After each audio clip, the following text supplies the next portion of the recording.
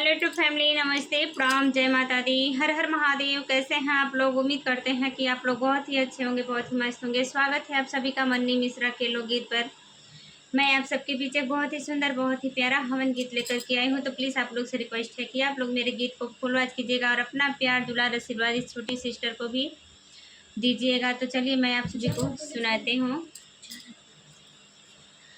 आवेल देवता हजार